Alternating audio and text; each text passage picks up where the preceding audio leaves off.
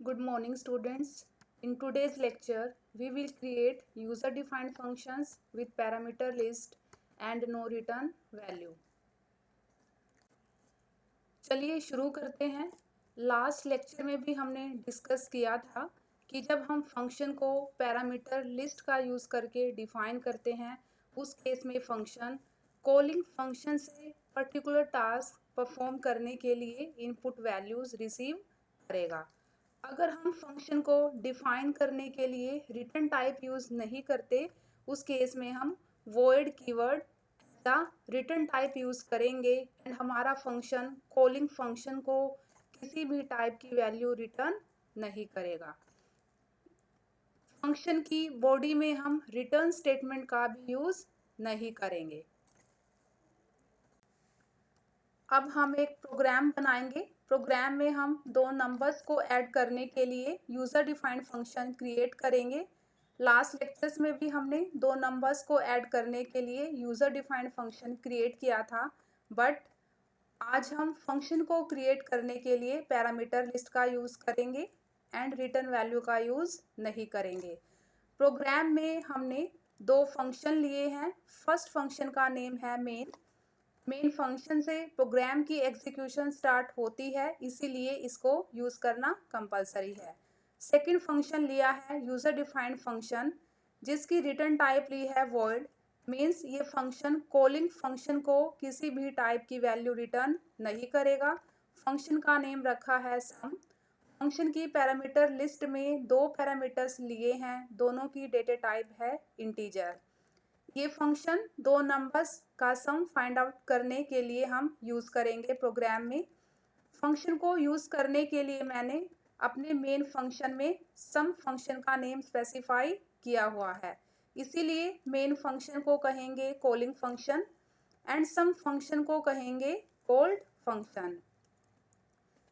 User defined function sum को main function के बाद डिफाइन किया गया है, इसीलिए मेन फंक्शन से पहले इसको डिक्लेयर करना कंपलसरी है। लास्ट लेक्चर में हमने डिस्कस किया था कि फंक्शन की डिक्लेरेशन में एंड फंक्शन की डेफिनेशन में क्या डिफरेंस होता है। फंक्शन की डिक्लेरेशन में हम जस्ट हेडर को स्पेसिफाई करते हैं, बॉडी को स्पेसिफाई नहीं करते। हेडर में हम बताते हैं कि फंक्शन की रिटर्न टाइप क्या है, फंक्शन का नेम क्या है, फंक्शन की पैरामीटर लिस्ट में कितने नंबर ऑफ पैरामीटर्स हैं, किस ऑर्डर में पैरामीटर्स हैं एंड किस टाइप के पैरामीटर्स हैं। उसके बाद हम यहाँ पे सेमीकोलन लगा देते हैं, फंक्शन की बॉडी को नहीं बताते। फंक्शन की डेफिनेशन में हम हेडर के साथ कर्ली ब्रेसेस का यूज़ करके फंक्शन की बॉडी को भी स्पेसिफाई करते हैं। फंक्शन की बॉडी में हम जो स्टेटमेंट्स लिखते हैं वही एक्चुअली में बताती है कि हमारा फंक्शन क्या काम करेगा। लास्ट लेक्चर में हमने ये भी डिस्कस किया था कि जब भी हमारा user defined function calling function से पैरामीटर रिसीव करेगा, उस केस में हम यूज़र से इनपुट कॉलिंग फंक्शन में ही ले लेंगे। इसीलिए मेन फंक्शन में ही मैंने printf स्टेटमेंट का यूज़ करके यूज़र को मैसेज कन्वे किया कि वो दो नंबर्स एंटर करे।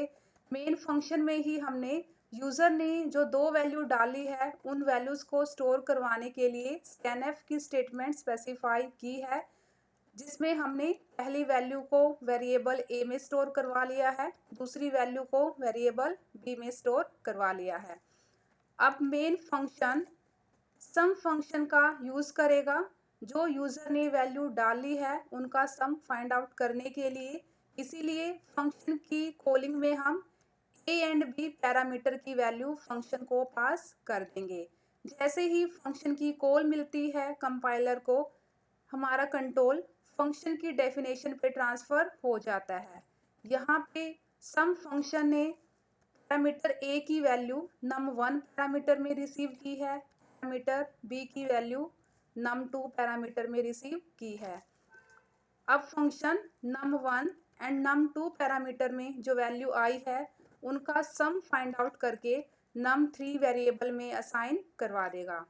लास्ट लेक्चर में हमने ये पॉइंट भी डिस्कस किया था कि जब भी हमारा user defined function calling function को कोई भी वैल्यू रिटर्न नहीं करता, उस केस में हम रिजल्ट को दिखाने के लिए प्रिंटफ की स्टेटमेंट यूज़र डिफाइंड फंक्शन में ही राइट कर देंगे।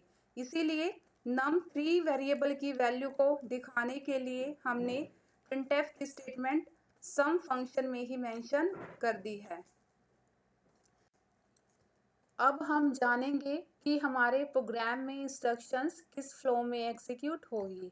हमेशा हमारे प्रोग्राम की एग्जीक्यूशन मेन फंक्शन से स्टार्ट होती है, इसीलिए जैसे ही कंपाइलर को मेन फंक्शन की बॉडी में प्रिंटफ की स्टेटमेंट मिलती है, हमारी स्क्रीन पे मैसेज डिस्प्ले होगा एंटर 2 नंबर्स। अब यूज़र 2 नंबर एंटर करेगा। सपोज उसने पहली वैल्यू डाल दी है 8, सेकंड वैल्यू डाल दी है 3। नेक्स्ट कंपाइलर स्कैनफ की स्टेटमेंट को एग्जीक्यूट करेगा, जिसमें हमने फर्स्ट वैल्यू को स्टोर करने के लिए वेरिएबल ए का यूज़ किया है, सेकंड वैल्यू को स्टोर करने के लिए वेरिएबल बी का यूज़ किया है। इसलिए वेरिएबल ए की वैल्यू हो जाएगी 8, वेरिएबल बी की वैल्यू हो जाएगी 3। इसके बाद कंपाइलर को मेन फंक्शन की बॉडी में सम फंक्शन का नेम मिलेगा, जिसमें हमने वेरिएबल ए एंड बी की values as a parameter pass की है। जैसे ही कंपाइलर को ये इंस्ट्रक्शन मिलेगी, कंट्रोल सम फंक्शन की डेफिनेशन पे ट्रांसफ़र हो जाता है। फंक्शन की हेडर में पहली वैल्यू को रिसीव करने के लिए num1 पैरामीटर का यूज़ किया गया है। सेकंड वैल्यू को रिसीव करने के लिए num2 पैरामीटर का यूज़ किया गया है। अब compiler num1 and num2 parameter में जो वैल्यूज़ आई है उनका सम फाइंड आउट करने के बाद num3 वेरिएबल में स्टोर करवा देगा। num3 वेरिएबल की वैल्यू हो जाएगी अब 11।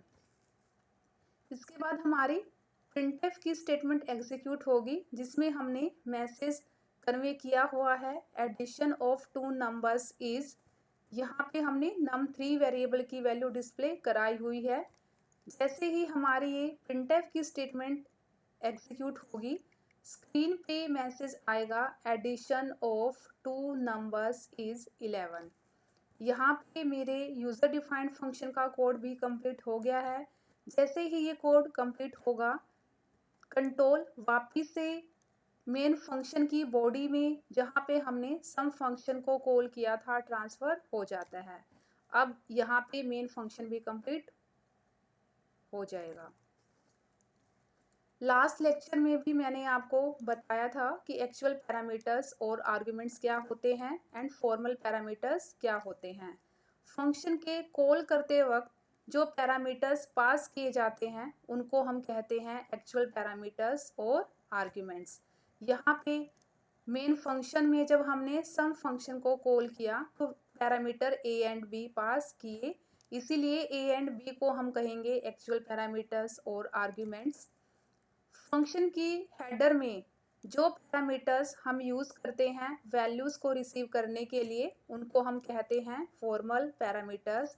सो num1 एंड num2 हमारे फॉर्मल पैरामीटर्स हैं।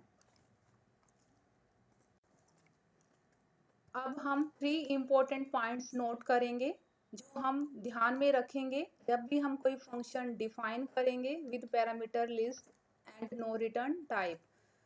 First point is input is taken in calling function from the user and then passed to called function. Means user से इनपुट हम कॉलिंग फंक्शन में ही लेंगे, देन कॉलिंग फंक्शन के through user की input को called function को पास किया जाएगा। यहाँ पे हमने जो प्रोग्राम बनाया है, प्रोग्राम में मेन हमारा कॉलिंग फंक्शन है, सम हमारा कॉल्ड फंक्शन है। मेन फंक्शन में ही हमने यूजर से इनपुट ली है। इनपुट लेने के बाद हमने मेन फंक्शन के थ्रू यूजर्स की इनपुट को सम फंक्शन को पास किया है। Second point is whenever no return type is used in defining the function, then result itself printed by called function. Means अगर कॉल्ड फंक्शन कॉलिंग फंक्शन को किसी भी टाइप की वैल्यू रिटर्न नहीं करता है, उस केस में रिजल्ट को दिखाने की जिम्मेवारी भी कॉल्ड फंक्शन की होती है। यहाँ पे हमने जो प्रोग्राम बनाया है, प्रोग्राम में सम फंक्शन ने मेन फंक्शन को किसी भी टाइप की वैल्यू रिटर्न नहीं की है, इसीलिए सम फंक्शन में हमने रिजल्ट फाइंड आउट करने के बाद रिजल्ट को दिखाने के लिए प्रिंटफ की स्टेटमेंट सम फंक्शन की बॉडी में ही स्पेसिफाई की है। Third point is whenever no value is returned by called function, then no value is being fetched by calling function during calling of function. Means अगर कॉलिंग फंक्शन को किसी भी type की value return नहीं करता है, उस केस में कॉलिंग फंक्शन को फंक्शन के कॉल करते वक्त कोई भी वैल्यू फैच करने की रिक्वायरमेंट नहीं होती है। इसीलिए हमने यहाँ पे जो प्रोग्राम बनाया है, प्रोग्राम में सम फंक्शन ने मेन फंक्शन को वैल्यू पास नहीं की है, इसीलिए मेन फंक्शन ने जब सम फंक्शन को कॉल किया तो उस टाइम पे हमने किसी भी टाइप के वेरिएबल का नेम यूज़ नहीं किया है वैल्यू को फैच करने के लिए। Thank you.